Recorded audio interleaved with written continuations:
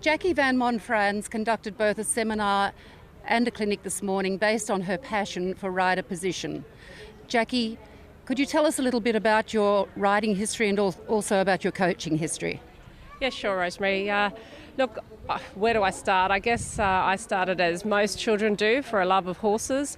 I came from a background of very non-horsey parents, so it was definitely learned through experience.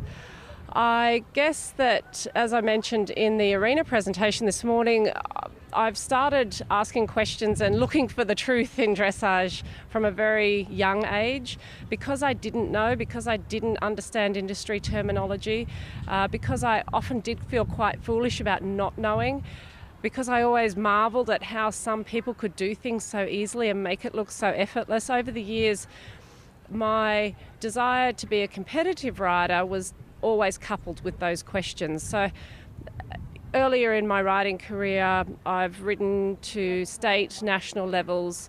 I've been a member of the Institute of Sport team. I was shortlisted for the 2000 Olympic Games.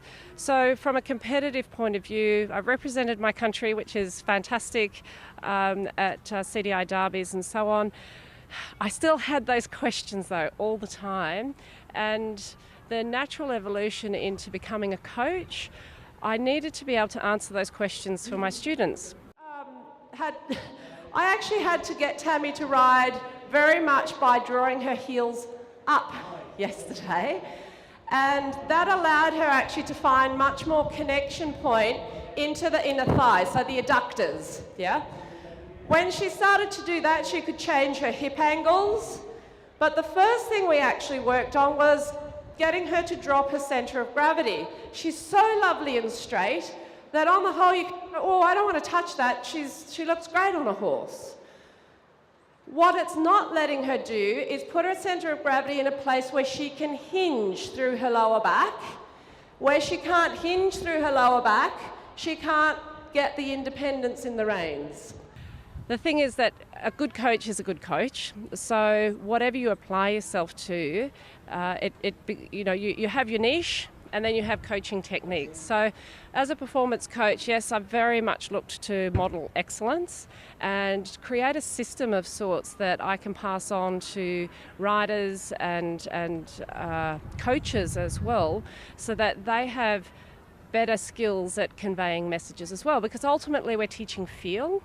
And teaching feel, you need to actually have some very tangible concepts in order for your riders to be able to walk out of that arena and go home and know that they can attempt a few of these techniques and create feel. It isn't about just trying to sit perfectly still. In fact, the presentation this morning was about it becoming an illusion of sitting still. And that illusion is discovered through balance, and balance is what allows a rider to then become relaxed. So yeah, it's all really interesting. And Jacqui, what is the future for you with coaching in Australia?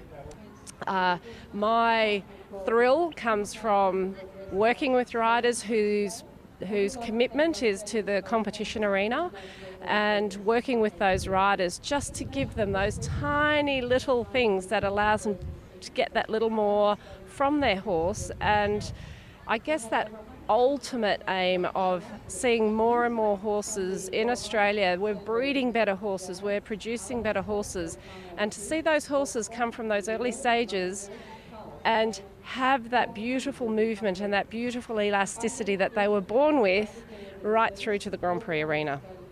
That's wonderful. Thank you very much for sharing your time with us today, Jacqui. You've answered a lot of questions. Very much appreciated. Thank you. And thank you for watching from Top Horse today at the Queensland Dressage Festival.